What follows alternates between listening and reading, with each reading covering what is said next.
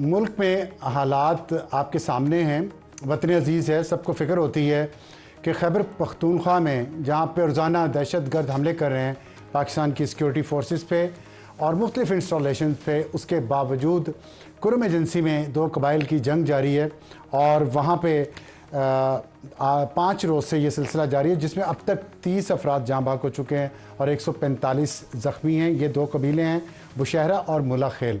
कितनी अफसोस की बात है कि हमारे वतन अजीज़ से कभी कोई अच्छी खबर नहीं आती और ये ज़मीन के तनाज़े पे ये तसादम शुरू हुआ जो चल रहा है। इसके बाद वहाँ से अगर आप खैबर पख्तूनख्वा से निकले बलूचिस्तान को जाएँ तो बलूचिस्तान में इतवार को भी बेशतर कौमी शाहराहें बंद हैं और उसकी वजह क्या है? उसकी वजह यह है कि बलोच यकजहती कमेटी की ज़ेर तमाम ज़िला गवादर में बलोची राजी मिची बलोच कौमी इज्तिमा मुनक़द किया जा रहा है और उसके लिए काफ़िले पूरे बलूचिस्तान से गवादर की तरफ जा रहे हैं, जिसको इंतज़ामिया रोक रही है। तो जहाँ पे काफ़िलों को रोका जा रहा है वहीं पे धरना दे दिया गया है और वहीं पे ट्रैफिक जाम हो गई, शाहराहें बंद हैं।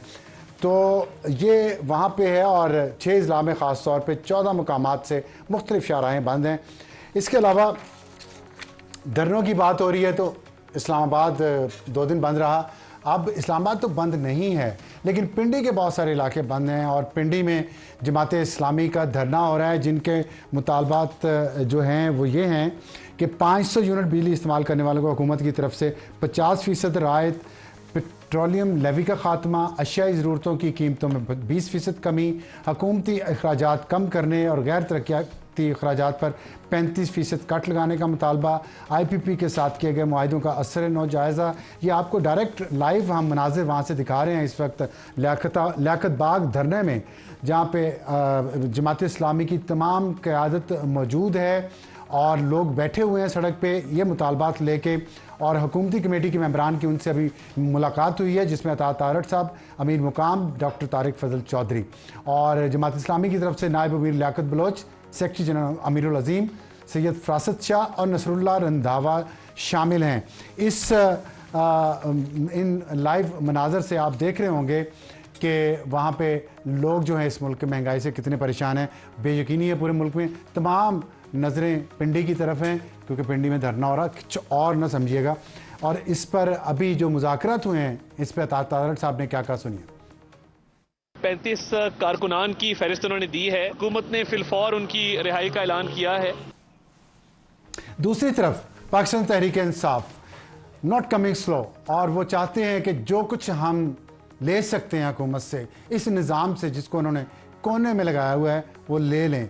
और आज प्रेस कॉन्फ्रेंस की उन्होंने, उसमें असद कैसर साहब का कहना है कि हुकूमत गिराने का वक्त आ गया है और जमात इस्लामी GDA JUIF को उन्होंने दावत दी है कि वो एक पेज पर आएँ और साथ ही इमरान खान साहब ने इस्टेब्लिशमेंट को एक दफ़ा फिर सुलह का पैगाम भेजा है। सुनिए ज़रा। इमरान खान साहब से जब मैं मिला उन्होंने वाज़ेह पैगाम, इनकी टोटल कोशिश ये है कि फौज और अवाम आमने सामने हो।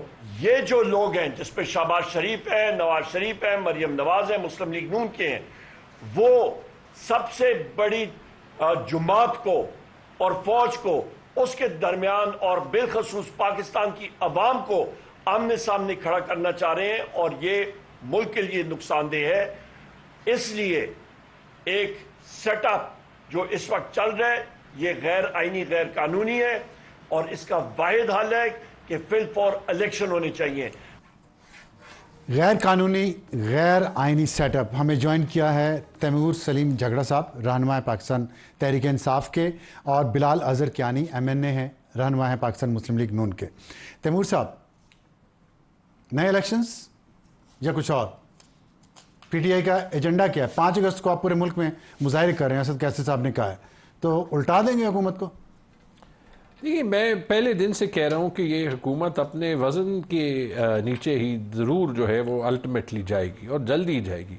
आप वो प्रेशर देख सकते हैं, उस पैनिक में देख सकते हैं जिसके साथ जो है वो जमात इस्लामी के साथ नेगोशिएशन कर रहे हैं। मज़े की बात यह है कि जब ये इमरान खान का मैसेज आया, और ये बड़ा लॉजिकल मैसेज है, और ये इसकी मैं क्लैरिटी भी दे दूँ अगर किसी का ख्याल है कि इमरान खान साहब कोई डील करेंगे। अभी तो इमरान खान के सपोर्टर्स और पार्टी मेंबर्स भी कोई डील होने नहीं देंगे, लेकिन ये जो टेंशन बनी हुई है बेसिकली मिलिट्री एस्टेब्लिशमेंट के साथ, इसमें तो कोई शक नहीं कि ये हेल्दी तो नहीं है, ये पाकिस्तान के लिए अच्छी तो नहीं है ना, ठीक है।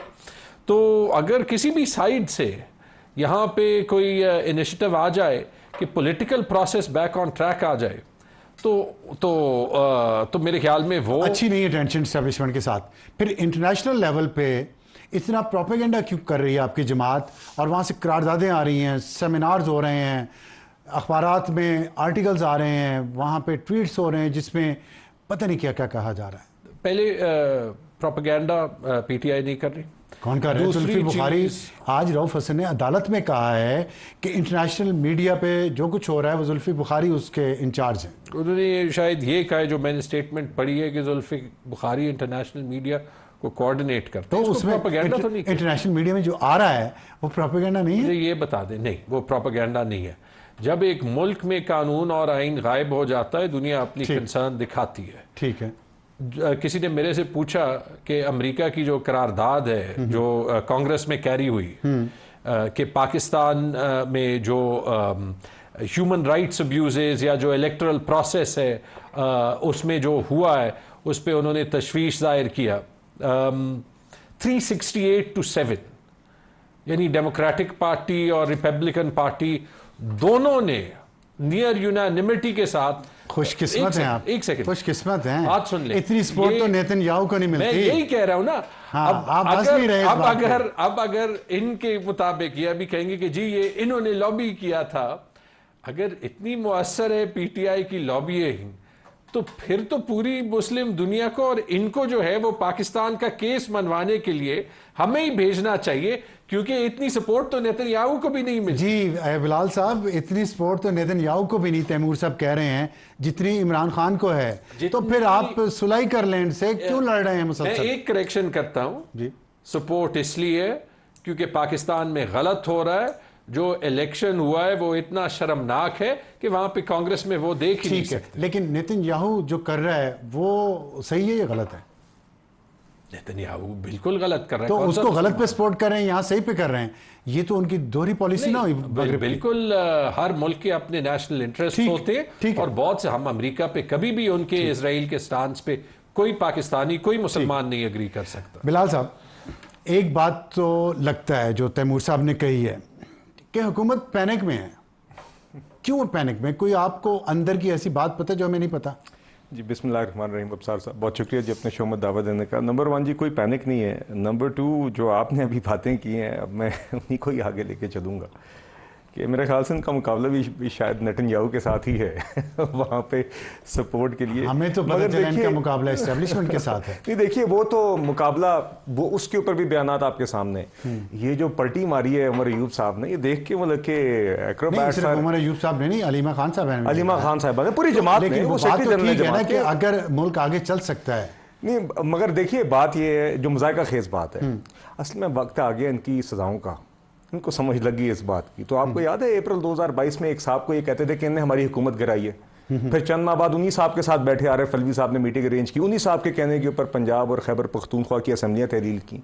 तो वो आपका क्या ख्याल है, वो उसूली स्टांस अचानक बदल गया था? की तलाश थी। लेकिन आपने जो केसेस की बात की ना, फैसला आने वाला है। जी जी, केसेस के फैसले इलेक्शन से पहले भी आए थे, फायदा इनको हुआ। केसेस के फैसले इनके खिलाफ आते हैं ना, तो फायदा इनको होता है। मगर अब्सार साहब बात यह है कि जो ये दावा कर रहे हैं ना उमर अयूब साहब कि जी हम लड़वाते हैं, एक तरफ कहते हैं कि हमने पीएमएलएन से, पीपल्स पार्टी से, सियासी जमातों से क्या बात करनी, इनके हाथ में तो है ही कुछ नहीं, हमारी तो असल लड़ाई किसी और से, ये कहते हैं कि नहीं? ठीक है। फिर साथ ही साथ कहते हैं कि हमने इनको लड़वाया, या तो कहते हैं कि हम मौसर हैं, या कहते हैं हम गैर मौसर हैं। दूसरी बात, जहां तक लड़वाने की या आपका ये इंप्रेशन होने की, या ये हकीकत है बल्कि कि आपने जो बयानियां फौज के खिलाफ, बाकायदा पूरे इदारे के खिलाफ आपने बड़ी मेहनत से बनाया, और अगर आज कोई इस तरह की जिसे आप मिसअंडरस्टैंडिंग कर रहे हैं, जो दर हकीकत है वो आपने बड़ी मेहनत से खुद बनाई है।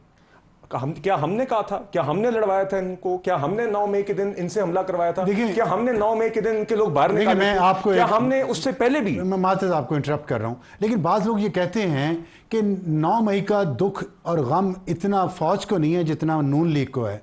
इसके अलावा कोई आपके पास आर्गूमेंट नहीं है? महंगाई अच्छा है, चलिए रिसेंटली ले बिजली लीजिए। के नहीं अब्सार साहब, रिसेंटली आप मुझे बताइए पिछले दो तीन माह के अंदर किस किस तरह की कैंपेन पीटीआई के ऑफिशियल अकाउंट से फौज के खिलाफ और आर्मी चीफ के खिलाफ होती रही, क्या वो सबने नहीं देखी?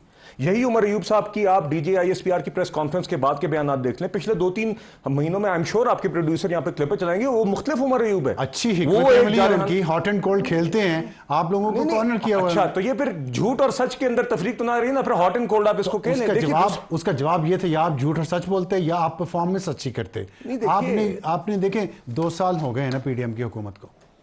बाज लोग ये कह रहे हैं, और ये मैं आपको हकीकत बता रहा हूँ, बाज लोग ये कह रहे हैं कि 2 साल आपके हो गए, 3 साल होने वाले हैं, तो 3 साल बाद तो तब्दीली आती है पाकिस्तान में। नहीं अब्सार साहब देखिए, दो बात। अब आप कहेंगे 6 महीने हुए हैं, लेकिन लोग ये कहते हैं। नहीं अब्सार साहब देखिए, बात ये 16 माह की हुकूमत हमने मुश्किल वक्त में ज़रूर ली, और उस टाइम पे भी हमें इलेक्शंस में जाना सूट करता था। उसके बाद एक तवील अरसा केयर टेकर करा, और अब भी इलेक्शंस के बाद ये याद रहना चाहिए कि पीटीआई ने गवर्नमेंट लेने का चांस खुद ठुकराया। ये जिम्मेदारी उन्होंने खुद ठुकराई।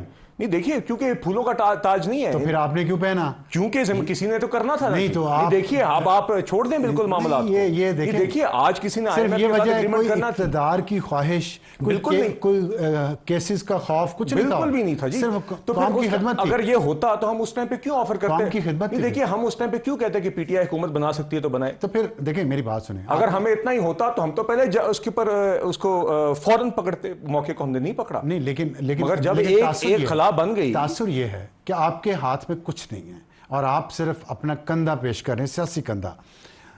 तो आपके हाथ में तो कुछ होता है ना कम से कम, अगर आपने कंधा ही पेश करना था। देखिए अब्सार साहब, बात ये, हम हुकूमत में हैं, हमारी एक हुकूमती जिम्मेदारी है, मुश्किल हालात हैं, उसमें जो इतना हमने टफ काम आईएमएफ के साथ आपने मुआहिदा कर लिया। जी मगर देखिए, बात ये कि ये मुआहिदे क्यों करने पड़ रहे बेहतर हैं? नहीं हो सकता था? नहीं, निगोशिएट बेहतर नहीं कर देखिए, सकते? बात ये, एक ट्रस्ट डेफिसिट पीटीआई की हुकूमत के दौरान एक टूटा फूटा आईएमएफ प्रोग्राम किया गया, एंड में उसको जाते जाते खुद अपने हाथों से तोड़ के गए, जान के सबोटाज करके गए, मुल्क को डिफॉल्ट की तरफ धकेल के गए। उस टाइम पे इनका किया हुआ मुआहदा हमें रिवाइव करना पड़ा, आज तक उसका खमियाजा हम भुगत रहे हैं।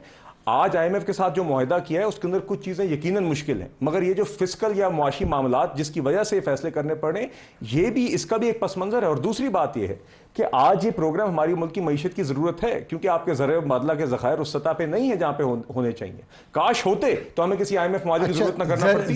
ज़र मुबादला के ज़खायर से एक सवाल मेरे ज़हन में आया। अभी आपके वज़ीर ख़जाना चाइना से वापस आए हैं, तो वहाँ से पता चला है कि उन्होंने झंडी दिखा दी आपको, और उन्होंने रीशेड्यूल नहीं किए कर्जे जो इंडिपेंडेंट पावर प्राइवेट सेक्टर के वहाँ से बैंक से लिए गए थे। ये दुरुस्त है? जी अब्सार साहब, ये मेरे इल्म में मेरी अभी तक मुलाकात नहीं हुई जी फॉरेन फाइनेंस मिनिस्टर से, तो मुझे एग्जैक्टली नहीं पता। मगर देखिए, बात ये है कि वहाँ पे क्या गुफ्तगू हुई है।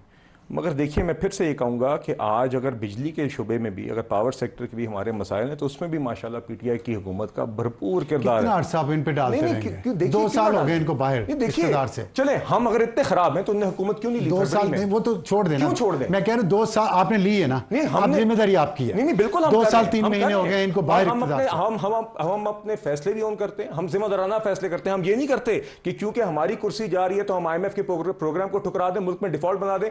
मुल्क डिफॉल्ट कर जाए, अमेरिका के साथ डिप्लोमेटिक ताल्लुकात खराब हो जाए, खान साहब की कुर्सी बच जाए, हम ये काम नहीं करते। हम कुर्सी गंवाने के लिए तैयार होते हैं, मगर अपनी जिम्मेदारी पूरी करते हैं।